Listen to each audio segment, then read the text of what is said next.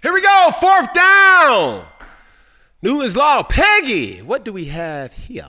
Man, we got a special guest today, all right? The 5th overall pick in the 2011 draft, the 8-time Pro Bowler, 3-time All-Pro, and as we all know, a future Hall of Famer, none other than Mr. Patrick Peterson!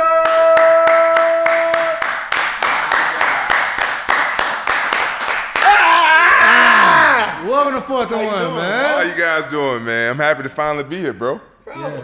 Yes, we have it. First off, man, you look good, bro. Man, appreciate it, man. He got the glow, bro. You know what I mean? He got that retired glow. Yeah, like, I'm cool. It's like, man, I'm straight. You know what I'm saying? Got money in the bank. You know what I'm saying? Family good. I'm health good. What you do to stay fit, bro? Man, first of all, I'm disappointed I don't have a jersey on. That's your team. We was gonna say something. That's your team. We was gonna go. So I had to beat him to the punch real quick. So I'm disappointed I don't have a jersey on. But what I'm doing to stay fit, running behind my 2 girls, going to dance practice, cheer practice, swimming lessons. They keep me busy, man. We just had a freaking a 1.5 mile run at school for them. Wow. So they keep me busy, dog. Now, to that, right?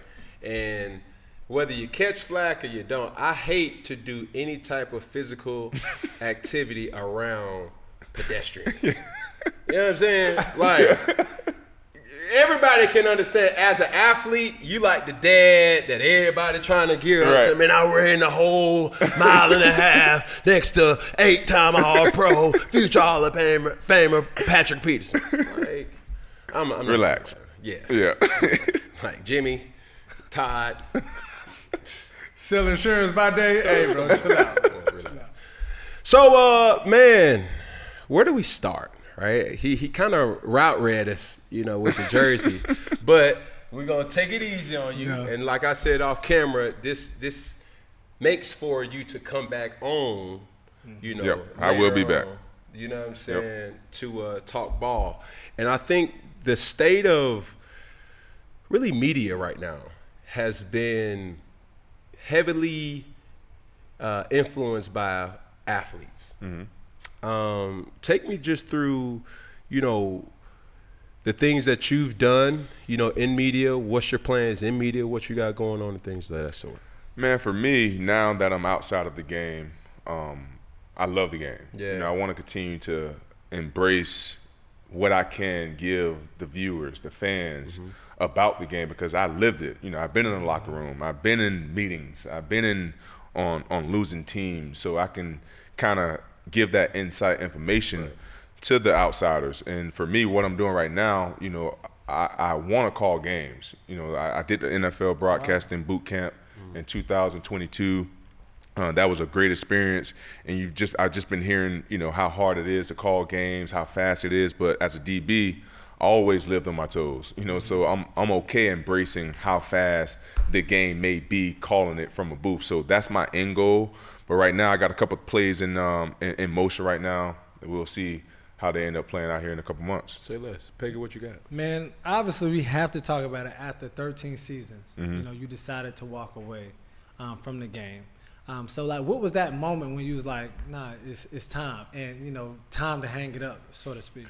Man, it happened, I didn't play a full season last year and being home, getting comfortable, waking up, 6 o'clock, taking my girls to school, picking them up from school. I was still working out, but that fire wasn't there anymore just because, I wasn't on a team. I didn't have a purpose to really wake up, going to meetings or getting in the hot tub, getting into that regiment, So last year when I was just sitting back home and getting comfortable, like I said, golfing every day, tending to my wife's businesses and things like that, I was like, man, that fire's it's not burning anymore. So now it's time to, because I never wanted to cheat the game. Yeah. We're fierce competitors. Every time we step out there, we want to be able to put our best foot forward. Yeah. And I was like, man, you know what? It's time to give it up. I had a couple teams call me, but like I said, that fire wasn't really burning. So that's when I finally made that decision. I'm happy in life, happy where, what I was able to provide and do in this league. And, now my time has come. So let's go back real quick because I just recently watched this documentary about shooting guards. Okay. Right? Great Netflix documentary about the Gilbert Arenas debacle. I saw that too. But as I was watching it, I said to myself, I was like, bro, there's something about, the plane rides that, bro, it's a vibe. It is. It's hard to explain it to the normal person, but after a win or going to a, hostile environment, it just triggers something. So as I was watching it, I knew you was coming on. I said to myself, I was like, bro, give us a traveling story. Okay. And, something that you will always, keep with you. Man, like you said, the plane rides was always magical. Yeah. I mean, no matter where we were going, like we always looked forward to the plane rides. During the season, we wanted to see where we was going, how far the plane ride was. Like, all right, that's gonna be a 4-hour trip. Yeah. We can do this, we can do that, we can talk about this, we can do that, we can watch film and the first 30, this, that, and another. But my most memorable one was, man, after the Buffalo Bills game. This one I was playing for Minnesota. After the Buffalo Bills game, we end up coming back. This is that miracle, like the best game of the year. I had 2 picks in that game. Subtle flex. Yes, and during that year, we started like the chains on the plane. Yeah. So whoever was a player of the game had the opportunity. Yeah. So whoever was a player of the game had the opportunity to wear the chains. And that game, I was a player of the game, and I had like 15 chains on me. And I don't wear necklaces. I wear watches and things like that. But that game was so memorable to me because Za'Darius gave me his Cartier glasses with the diamonds on the side. I had man. So that ride was very, very memorable. But I can remember another one when I was in Arizona. I forget who was playing, but it was maybe it was a New York team. But we had the double decker. So all the coaches was upstairs and all the players was downstairs. I never had that. And I was like, this is when I was just starting to get into my DJ.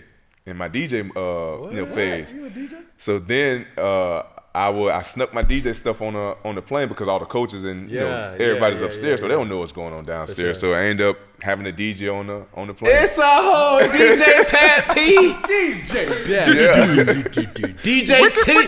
The DJ T step. Let's talk about it though, man. There's been a lot of controversy with technique, defensive back technique, right? Been seeing it. Dion, Asante, and we just recently had Brian McFadden on as well too. So from a future Hall of Famer, right? As people observe and really take heed, right, to what you've seen, how you prepared, what do you say to the differences and which technique do you prefer? Me, I prefer the T-step. Okay. Because it's kind of each your own. It's going to be times that you can come out of there, how Dion explained it. I don't even know how he explained the movement, but it's like a continuous step. Yeah, right? It's sometimes you can come out of that, and sometimes you're going to have to use a T-step. But I will have to say, 80% of the time, if you want to come out of a break clean, you're using a T-step. But Dion is also. He's one of those guys. He's an anomaly, man. You can't learn a lot of things from Dion because he was God gifted. Yeah, you know what I mean. Yeah. So for a guy who wants to learn the position and don't want to have those false steps, T-step is by far the best technique to use. Yeah. So I gotta ask, when you talk about God gifted athletes, you have Travis Hunter now with Jacksonville. Yep. Do you believe that he can play both ways and play like at a Pro Bowl type of level? Obviously, it's early on. He's a rookie. Yep. But to be able to do and play in the NFL at a high level on both sides, talk to me about Travis Hunter and what do you see with him playing both sides of the ball? Yeah, I don't want to put a cap on Travis. I don't want to say that he cannot do it because we had these conversations. It was like, man, would he be able to do it at the college level? And he did, and he was able to do it.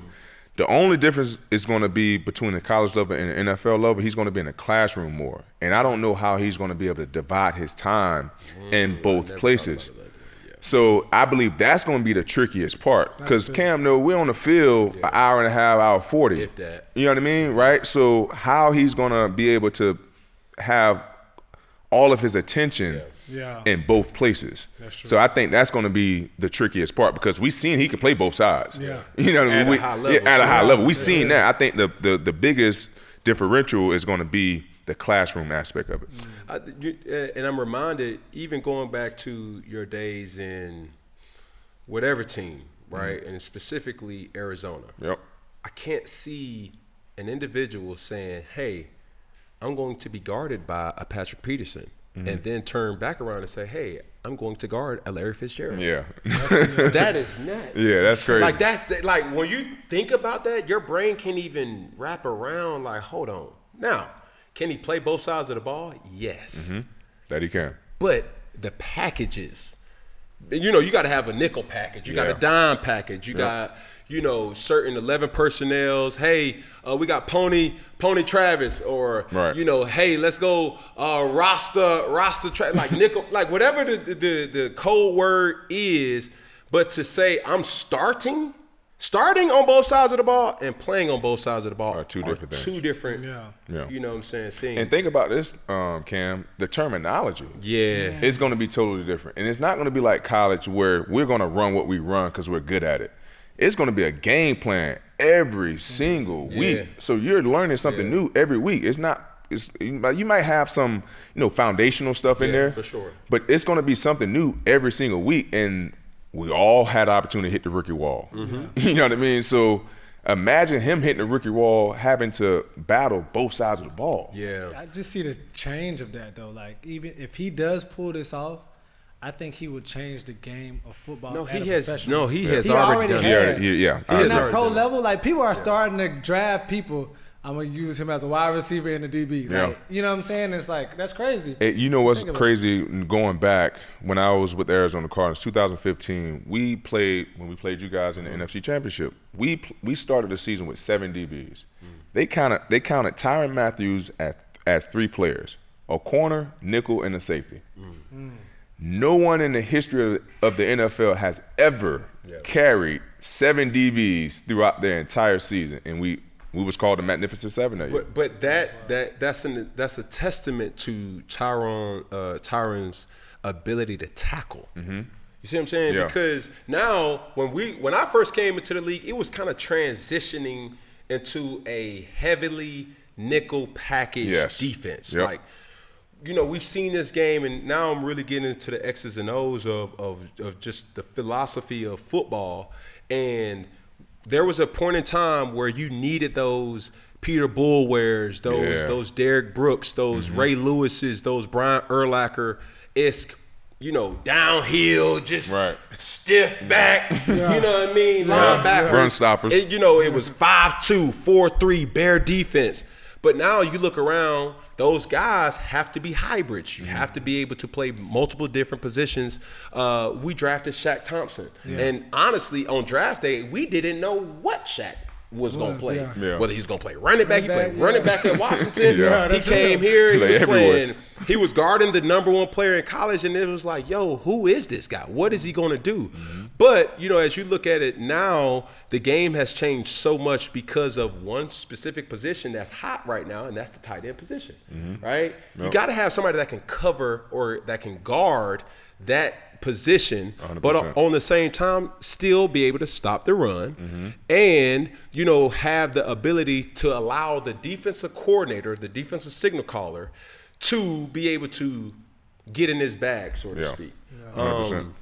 I want to ask you this because, you know, with me being so heavily involved in youth sports and, you know, really just the transformation of seeing kids as young as really 5 years old, right? Who was your OG and who kind of taught you the game from not just the high school level, the college level, but also in the pros, that you kind of was taken up under that person's arm and taught you just how to be a professional? Man, I was very blessed. My cousin, Brian McFadden, I don't know if you knew that or not. That's my first cousin. You are lying. Yeah, so his mom and my grandmother are sisters. Wow. Yeah, so so that's my first cousin. So honestly, him, you know, because I actually saw him do it before I did. You know, I watched him go through his, you know, recruiting process, go on to Florida State. I watched him get drafted by the Steelers, you know, playing Super Bowls, going to multiple games. So when it was my opportunity to go through the same process that he did, he kind of like, hey, This is what we're doing. This is how I get it done. This is how you train. This is how you get your mind right. And I tell guys, even to this day, man, I give him all the credit to my career, to the success in my career, because I had the opportunity to watch it unfold before I even had the opportunity to play. You know what I mean? Yeah. So I give all the credit to Bryant, but other than Bryant, my dad. You know, my dad was my coach throughout my childhood. You know, every time we had the opportunity to go out and train, he's there with me. For sure. Mondays, Fridays, it don't matter. After games, like, he was always by my side and gave me that dog mentality. So my dad and Bryant. Obviously, you talked about your career, Bryant, but also during your career, you had to line up against top wide receivers. Yeah. And I just wanted to know, like, if you had 3 wide receivers that you, like, hated to line up against. It's like, and then also too, Cam, after he answers that, I just want to say, because y'all talked about y'all meeting each other in the playoffs. I was like, dang, I really want to know what that was like on both ends of the ball. We met each other a couple of times. You know, his Heisman, Superman campaign at Auburn. Yeah, we gotta talk about that right there. And then we can go to wide receivers. But y'all matchups, if y'all can give me like little excerpts of like from college to the pros, because y'all both have been elite on whatever team y'all been on. Yeah. So it's like, you know, even if Cam on the other side of the ball, we're Pat Pete, or like, look, we're Cam about to do. Yeah. So I want to hear those stories. I'll give you a quick story. So 2009, we go to, no, actually 2010, we go to Auburn. We both undefeated. You know, yeah, that was a game. Yeah, that was a hell of a game. So, you know, this is when Cam's starting to become Superman. It wasn't proven yet. It wasn't proven yet, but it was there. Test. Yeah, it was there, because I think y'all played. No. It was Jordan Air, but they had the #1 defense. Yeah, we did. Like, there was like, oh. So hold on, I gotta get it. So before the game, what was in your mind or your team's mind going up against Auburn and Cam? Well, first of all, we knew we had our hands full, but we knew he was going to be pretty much doing everything because they had no weapons at receiver. They had this one fast guy, Quadarius Carr. Yes. And I'm gonna tell you this, true story. And the hand on the Bible, bro. You would have thought we was playing Deion Sanders, Florida State. He kept saying, bro, they got Pat P. Bro, they got Pat P. I'm like, nigga. But it's you though. Like you running like 4.4, 4.3. Like he's a he has some speed. But Patrick Peterson's effect, just like any dominant player, the game is won here. Yeah. And bro, that whole week it was in the game plan. If you see number 7, do not throw the number 7 side. And early in that game, we tried to take a shot. Yeah, you because, did. Like, we tried to. Hey, I was like, man, I'm going to try. The Warriors mentality, man, I don't care nothing about none of that, bro. I'm about to give my guy, you see what I'm saying? I'm about to give my guy a chance. But when you give guys chances and you already know he's in his mind, he didn't even go or tip for the ball. He flies. I'm like, no. That would be the last time. That's the last. You ain't even like, you need somebody that's going to fight. You know what I'm saying? Like, but nah, he was already, his impact, you know, that year. And granted, like, he's talking about who I was becoming. He had already stamped his relevance, and he was already labeled a top 5 to top 3 pick, if not the first pick of the draft. And he had this Heisman moment where he had a punt return, and then boom, he struck it. Yeah. Oh, that's hard. That's hard. Hey, real recognize real. But going into that situation, going into that game, right? I always tell high school players, I just wish anybody get to see college like I saw college. That lead up, the build up was real. Yeah. People, because we went through a stint, right? In our schedule, we had Arkansas at home, we had Clemson at home, and then it all led to the LSU game. And our fans was like, if we could be above 500 and keep it close in the fourth quarter. This is like all preseason talk. Yeah. Lo and behold, bro, we undefeated. Yeah. Who would have thought Auburn, especially with the LSU team that it was, y'all had beat Alabama that year, right? And they was on fire, right?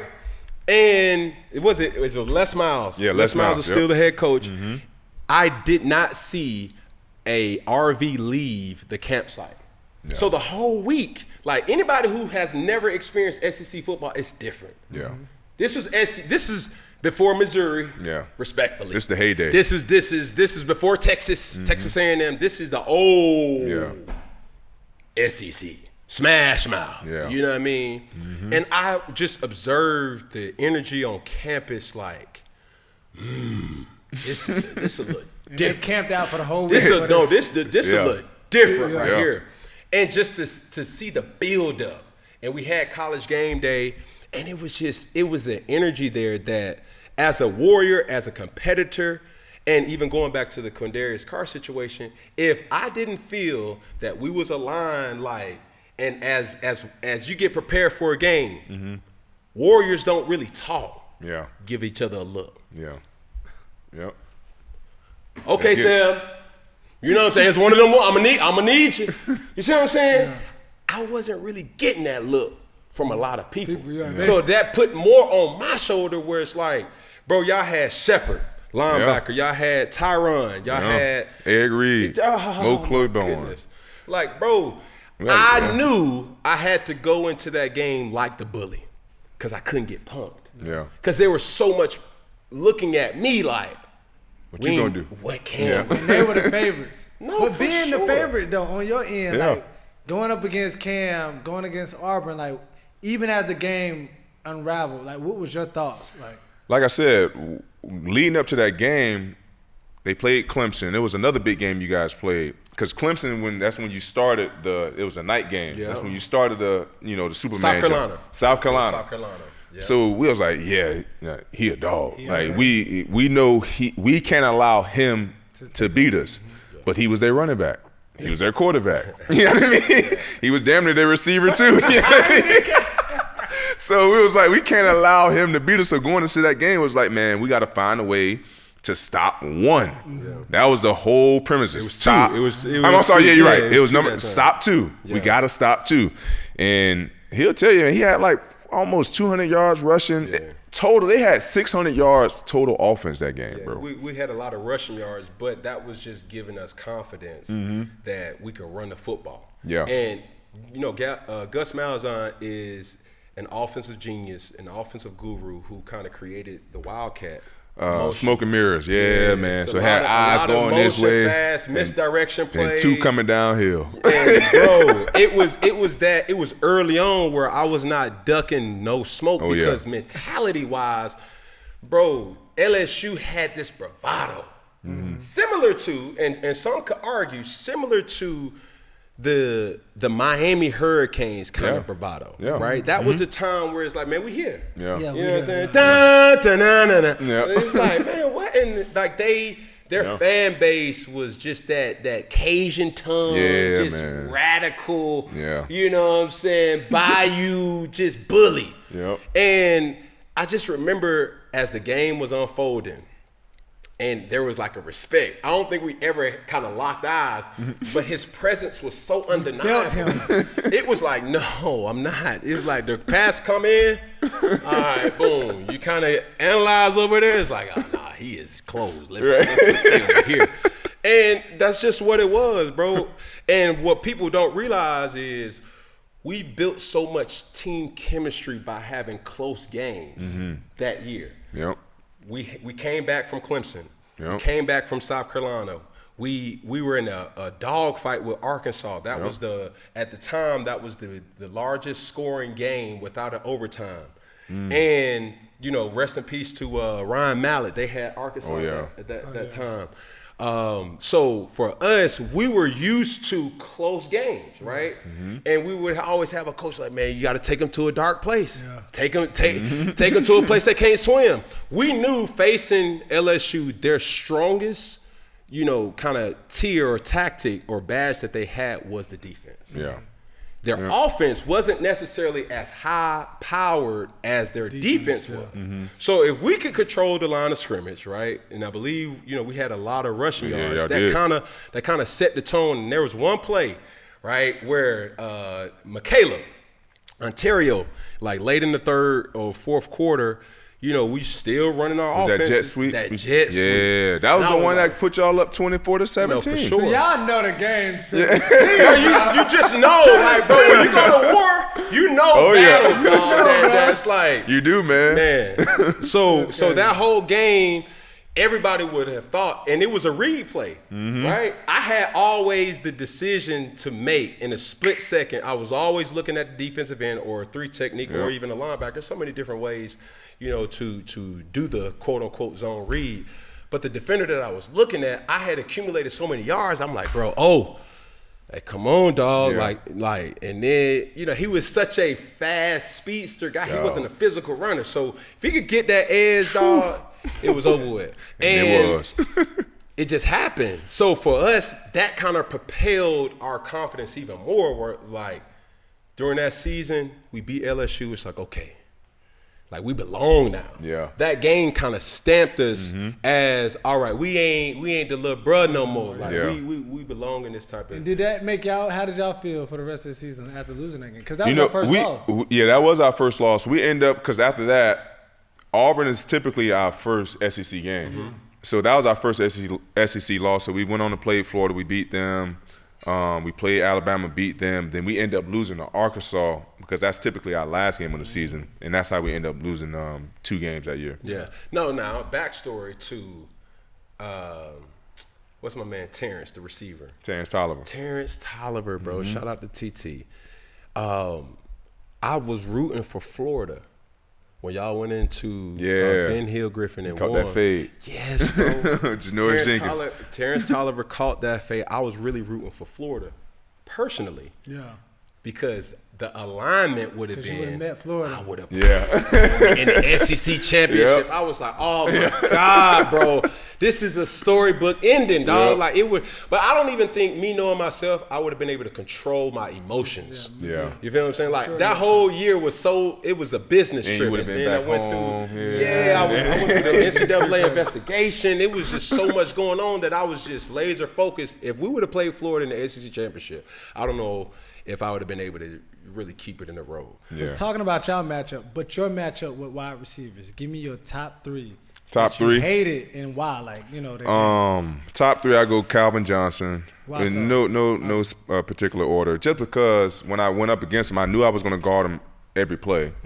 Matthew Stafford was going to give him 20 targets or more. Can you blame him? What are we talking about? Like, going up against him, I knew it was going to be 5 games in 1. Yeah. So I go Calvin Johnson, Julio Jones, just because of history that we had. Going back to Alabama, Julio actually gave me one of my worst games of my career. And I still vow, it was 2014. It was here in Atlanta. He gave me 197 yards. And literally, it was off just straight comebacks. It was like he ran no other routes, just 18-yard comebacks, 18-yard comebacks, 18-yard comebacks, 18-yard comebacks. It ain't that, bro. It wasn't even that. Matt was just putting them in spots to where I couldn't even get him. He toe tapping. So that was my worst game of my career. But me and Julio, like I said, we have a bunch of history. So Julio, and my last one, I'll go with Antonio Brown, just because he played above his shoulders. Like, he was a little guy in frame, but he played like he was 6'4". Like, his speed said he was a 4'6". He played like he was 4'3". You know what I mean? So he played above his shoulders, and he was a guy that you knew you was going to get every ounce of energy, competitive edge. He was going to block, even if the ball wasn't coming to him, like back before he got a little beside himself. But like when he was in it, man, he was a dog, and he was a lot to handle for sure. Yeah.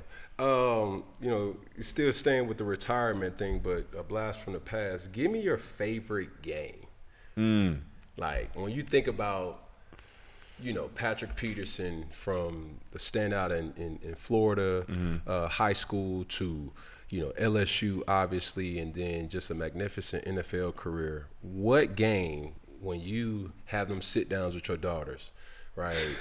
Them golf tee times. Yeah. And it's like, bro, man, let me tell y'all this. What game comes to mind in that type of retrospect? Man, Cam, it's 203 games. Let me go. My favorite one. I would say the one that stand out to me the most, though, is my first one. It's our battle. You know, our rookie year, you coming on the scene, I'm coming on the scene. You had 421 yards passing that game. Yeah. Steve Smith kind of went off. But what made that game so memorable for me was exactly that was the walk-off. It was like 4 minutes and 21 seconds left in the game, maybe 7-something left in the game. It was tied up. You guys punted it off to me, and I returned that punt for a touchdown. And it was like that was like my aha. I'm here moment. And I'm quite sure you felt the same way going out there your first game, throwing for 400 yards. Listen, I did not know. Right. I did not, bro. I was so locked in that I think it was Captain Munderland. We was on a team bus, and he was like, "Bro, congratulations, Rook." And I'm still, you know, that was a time when Cam will soak up under the towel, and I didn't know how to lose, bro. Yeah, like. Coming off of Auburn, we went to the national championship undefeated, flawless. The year before that, you know, I was in JUCO, won a national championship. I was on the team that won the national championship at Florida. So it was like, yo, bro, I three-peated, you know, everywhere that I went. So now, this being the first season where I'm starting this season with a loss, I mean, I don't too much care about individual success, like contrary to what people may believe now. But it's more like, I wanted to win. Yeah. You feel what I'm saying? Like, it was that. I remember that game, and it was the first game of the season. There was so much hype, you know, with that. And Arizona, to me, was also the birthplace or the final game that I played in college, because that's where the national championship was.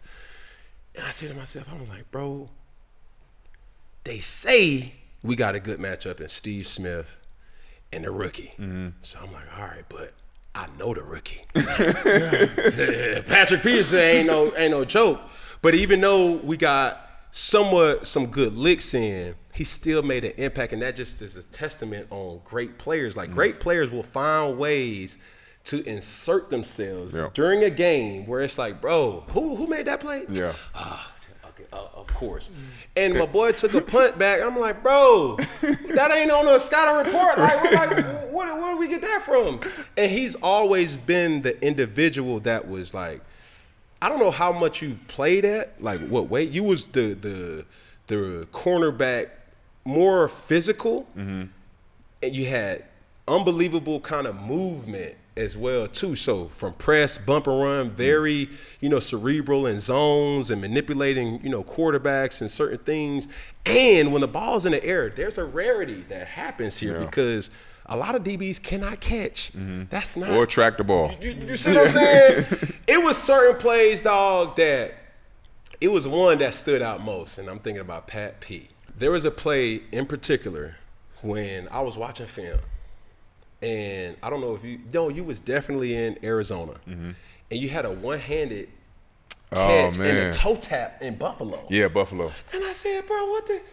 That's a receiver. Yeah. You know what I'm saying? Like those things may not even, like, people forget about those plays, but you made impossible plays so normal, and having that pressure of being matched up with the guy. Yeah. Like, I'm curious to know, what was some of your preparation tactics in a given week? Like, you're facing Julio, you're facing Antonio Brown, you're facing you know, Megatron, right? Like, as the days kind of get, you know, combined, the Monday, do you have a preparation? Tuesday, what was your preparation? Wednesday, Thursday, and Friday, take us through it. Oh yeah, it was definitely a preparation from right after the game. Like, even I take you back during the summertime, during the springtime. I used to get, because I knew I was going to have the guys for the most part. Yeah.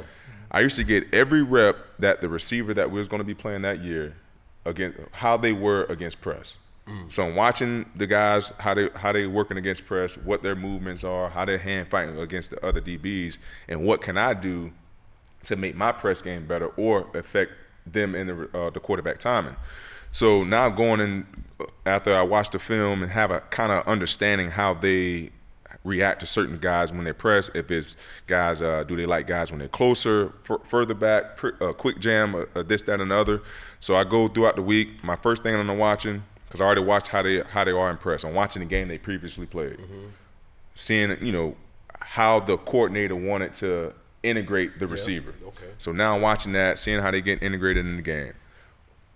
Tuesday come, that's the off day. So now I'm watching first and second down passes.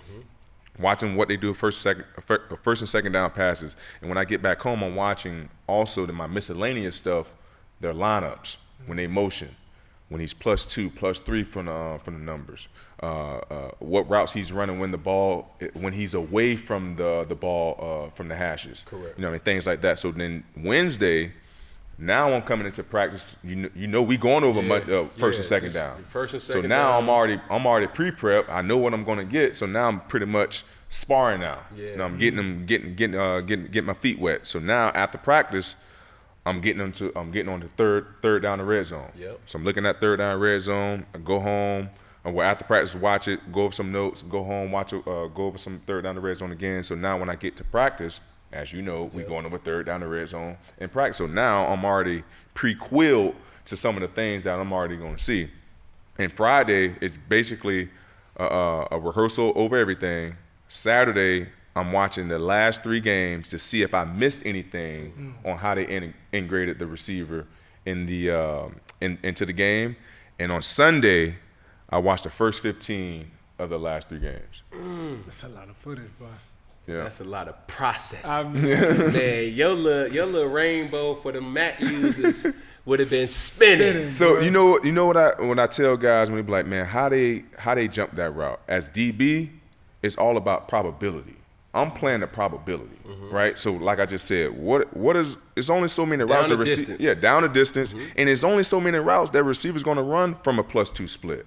When the ball is away and now he has a -2 split, so that's typically he can still have the opportunity to run an outside route. Yeah. So as a DB, I'm process eliminating. I'm eliminating the possibilities of that. Now, what as a defensive back, what got you to press versus play off? Still playing man versus the receiver. Me, I was always a bigger guy. Like, me and Richard Sherman kind of started the wave of teams wanting to have bigger corners. Right. So I always been this size when I was in high school. Like, my senior year in high school, I was 6 foot, 190 pounds. Yeah. Running. Yeah. So, Running. So I always loved the physicality part of the game, and I always felt like if I'm a defensive back, I feel more effective the closer I am to the receiver. Like, I don't want to give the receiver an opportunity to start full speed and I'm backpedaling and I got to figure some stuff out. Nah, I want to be able to play into my strength. So I always been a press corner, literally since high school. That's all I knew. So to that point, right, you speak about a guy like a Richard Sherman, right? And when we have these debates of who is the greatest defensive back of all time, now it's going down to categories, right? Because categories is, I may not have played press man to man. I was more of a zone specialist. You know what I'm saying? Like, I can literally manipulate, and they were in your divisions. Seattle, from the offensive side, we knew that they were going to stay in some type of form of quarters that was going to be masked with a one high shell. Earl Thomas, Cam Chancellor, the Legion of Boom was at its peak when we were there, right? But for you having that team in the division, those guys like Sherman would just sit back. He's off around about 8 or 9 yards back to the sideline, just looking at the quarterback's, demeanor. But for you, right, as you're going up against a bigger guy, did you have a preference? Would you want a bigger guy versus a smaller guy, or would you have wanted a smaller guy versus the big guy? Oh, I definitely wanted a bigger guy over a smaller guy, just because they fell right into my hands. You know what I mean? So there was less movement with their shoulders. Like, so I can actually see what I'm hitting. Like, Deshaun Jackson, hated going up against him because he did a great job of, first of all, they used to motion him all the time. So I never had the opportunity to really, have him, get my hands on him. He used to do this amazing job of just dipping his shoulders. Yeah. Getting skinny. And once he dipped that shoulder, if he's even, he's leaving. Real talk. He out of here. No doubt about it. So I definitely would prefer a bigger receiver over a smaller receiver. Yeah. As you talk about now in the game, as you sit back and we talk about these great DBs and corners and safeties, who do you see next up? There's so many different DBs in the game. Yep. But from your eyes, who do you see like a few that's like next up as that guy? Yeah, Pat Surtain, obviously the reigning defensive MVP. Yeah. Sauce. What about his game, man? If you can give me like a little bit about their game that you like that they do. Man, I love everything about Pat's game. He's physical. He has great patience at the line of scrimmage. He can track the football. He will tackle. He's going to guard the number one receiver. He's interchangeable. He can play the nickel. He can play outside. So by him able to doing that now early in his career is just going to prolong his career. Yeah, sure, It's kind of like what I did, having an opportunity to play nickel, safety, pretty much all three positions in Pittsburgh. I like what Sauce was doing early on in his career. Last year I didn't quite like what he was doing. He got to be able to stick his nose in the fan if he want to be able to get a payday, because he can cover. But there's certain things that you have to do to be considered that guy as at that position. I love Trent McDuffie out in Kansas City. Yeah. Love what he brings to the table. Young guy out of Baltimore, man, came from Clemson. Oh, he's from Atlanta. Nate Wiggins. Yeah, Wiggins. Love his game, man. Got great size, great ball skills. He just got to learn how to catch the ball. Yeah. He's always in the facility. He just got to learn how to catch the ball. Because you don't get no freebies, bro. Yeah, you don't, man. When you get those freebies, there are certain players, like going back to his greatness, like you knew if that ball was tipped in the vicinity of Patrick Peterson, he was going to burn you. Yeah. Right? No matter if you had 100 yards on him or you had -5 on him. Yeah. When that ball's in jeopardy, right? Y'all had a group where Tyrann Mathieu, those guys are ball hawks, bro. It's like it's a difference when, okay, if I'm throwing the ball and he has an opportunity to make a play on it. Making a play is a bat down. Yeah. Okay, swat, cool. But some DBs, it's like, no, I'm trying to pick it off. I'm trying to get that book. And not only am I trying to pick it off, I'm trying to take over. I'm trying to score, bro. Like, it's certain things that you just know as an opponent, as you're preparing for a player, it's like, dog, I can't give him that opportunity. And sometimes the greatness even more is he's in my head. Yeah. It's like, bro, it's 3rd and 6. Gotta do it. I have to. I got to give my guy a chance. Yeah. You know what I'm saying? And now he's doing that probability. He's saying, well, short split. Nope, he can't go in, or he don't want to go in. All right, boom. The game on the line. Exactly. At the sticks. What we at? The 50-yard line. Exactly what I be doing. It's a whole chess game. It's a whole process of elimination, though, for sure, dog. And I just think that a lot of people, it's always intriguing and empowering for the people to hear how football players think. Because oftentimes, even with this show, we just dropped Football 101, and we've gotten so much, impressions, and people's like, yo, like, no, talk more about football. It's because they think, and, we watch film, how, the coaches copy. Or not the coaches copy, the TV copy. It's like, no, bro, we never really watched that. I remember specifically, Luke would always watch a form of the TV copy loud just to get the signals.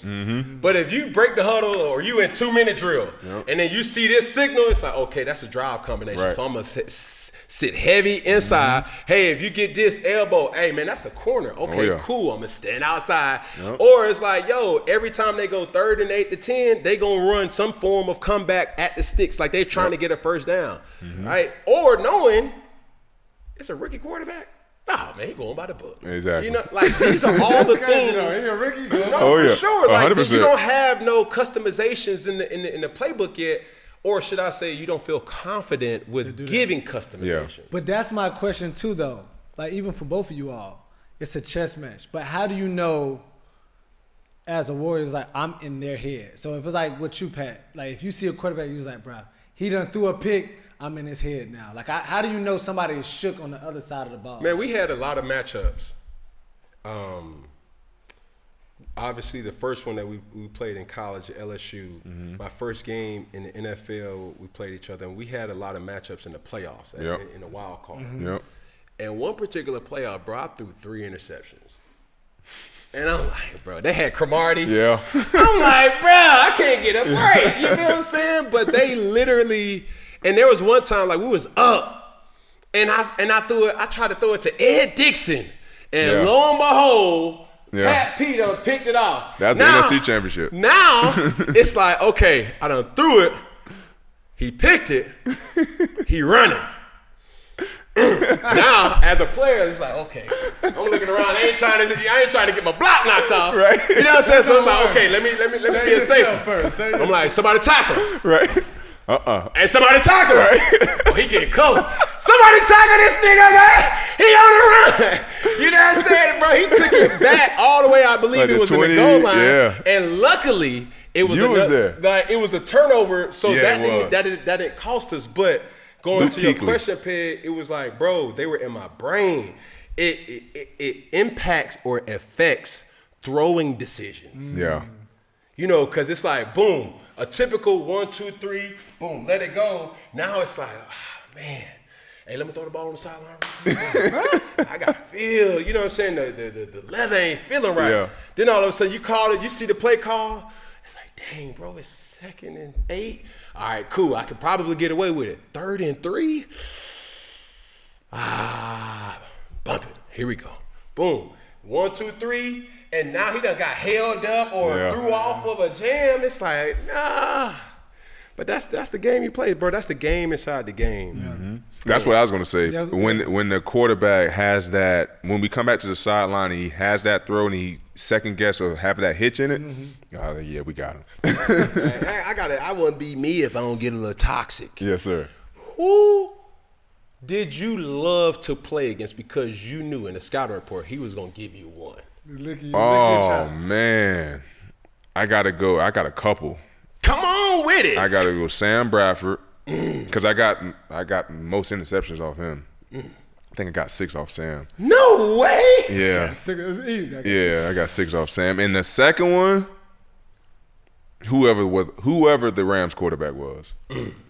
Like during your tenure there. Yeah, during my tenure there. That was your best team when you went. Listen, the Rams. Oh, it's a career day. Yeah, punt return touchdowns, interceptions, had 2 picks one game. Yeah, we racking up on the Rams. Yeah, the Rams. We racking up on the Rams. We racking up. Road to glory. You know what I'm saying? You playing video games. You know? But, you mentioned, my last thing is, you mentioned, getting into broadcasting, right?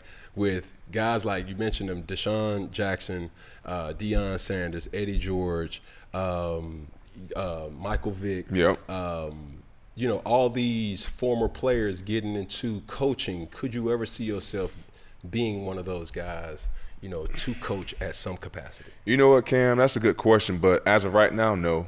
I believe my girls will need to be out of the house.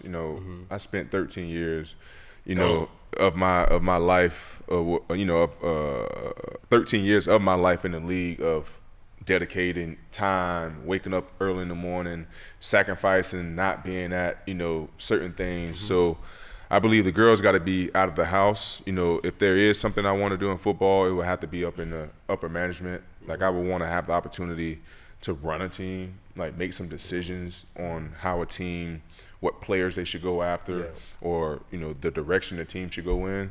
But coaching, that's something that's very, very far-fetched for me right now. Man, there's a quote that I've always heard, and it always was true. I've never been a part of a coach that was a great father. A great coach was never a great father. Yeah. A great father was never a great coach. Yeah. You know what I'm saying?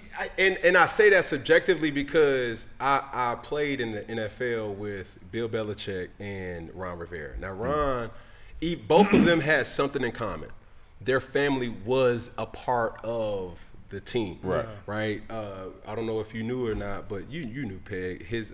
Ron Rivera's daughter was heavily involved in the social media and the content, right? Well, Bill Belichick's sons was coaching on the staff as well too. So he was blending or tie-dyeing a lot of the things that would bleed into his personal and his professional kind of life too. But that level of dedication, where 5 a.m.s, heaven forbid it's in college where you gotta recruit. Man. On the road. It's a lot, man, and I always get asked that question, and I'm like, man, coaching the 7-on-7 team is filling my bucket now. I don't want to necessarily, breach that, because you fall into a routine of waking up, taking the kids, your kids seeing you at home, and it's sad that even how I'm introduced, right?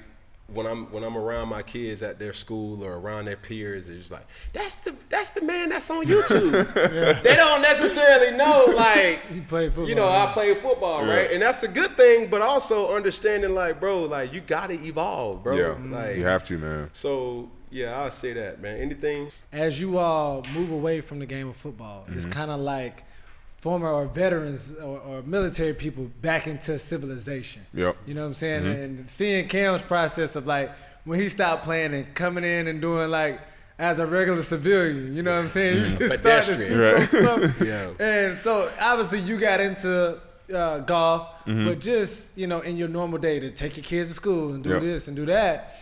It's like, you know, we talked a little bit off camera. It's like, well, you know, naturally you play the game of golf and it's quiet. Right. Know? With you, gold links, but finding some type of activity. Like what has been, how do you play the game of golf? But what is one of the things that's the toughest thing that scratches back? your competitive edge? Yeah. So it's that, honestly, golf. You know what I mean? I had the opportunity to start, you know, gold links with a couple guys here in Atlanta, David Leaks, and a couple other my friends, Billy Jones. And it's just basically a community of guys, and we just go travel and play dope golf courses. And it's not like you see the PGA. It's all quiet, everybody clapping. Nah, It's ratchet. Yeah. We gambling. You know, we talking trash. You know, we having those locker room conversations. So after we're done playing, we'll go into the the men's grill, play some games like have this game called 7.5 pig. We'll play a little boo-ray. Spades, you know, whatever it is. Watch out now, you cursing. Yeah, You so cursing. yeah. I know somebody standing beside you. You probably could take advantage of that spade time. Now let me tell you something. I know somebody. You know what I'm saying? Boy, I got my PhD in smack talking. Yeah. Boy, I'll make you feel this small, boy. I'll make you turn your whole career upside down, boy. You won't feel like nothing. You say you went to LSU, boy. You went to LS Tech, boy. You know, get out of there, boy. You ever been to Maine, boy? I'm gonna take you up there, boy. Yeah. You been to Boston? You gotta stop in Boston first. Yes, sir. Bro, I'm there. All right, yeah. So all of that, man. So that's something that kind of keeps my competitive juices flowing right now. But honestly, when I was playing, I kind of started to get myself in that pedestrian mode. You know what I mean? Like on Tuesdays, taking my kids to school, going to, when I was in Arizona, Fry's was the grocery store, doing things like that, because I knew at some point it's over. Exactly. Yeah. So I didn't want to be when it was over. I get into the real world, be like, oh man, what the hell I do now? Yeah. You know what I mean? So for me, I was always trying to connect dots and put things in place to where when I did walk away from the game, I'm gonna be more than comfortable and still doing the things that I love to do. Yes. Man, listen, bro. Appreciate your time. Appreciate your insight. Yes, sir. You know, man, I always admired you as a player, a father, a family man, and just a person too. You know, these days you got to mention this person has always kept the main thing. The main thing we've never seen or heard about Patrick Peterson off the field, right? Where so many athletes fall victim to circumstances, whether intentional or not. Man, you've always been a model citizen, and I appreciate you for that, being a figure in our community that is like, yo, he did it, I can do it too. Yes, so, sir. Pat P, from everybody here at 4th&1, man, as we end things, man, when I say all together, we're going to say one love. When I say all together, we're going to say one love. When I say all together, we're going to say what? One love. Here we go, man, one finger. He over here throwing games. I'm gonna say. I'm gonna say. I'm throwing games. He over here throwing like, hey, man. I know you kind of head like this. Let's do it over. Hey, hip, sift it. Here we go, man. We got one finger, one pinky, one thumb. All together, one love. Man, appreciate you, bro. Yes, sir. Peterson, everybody.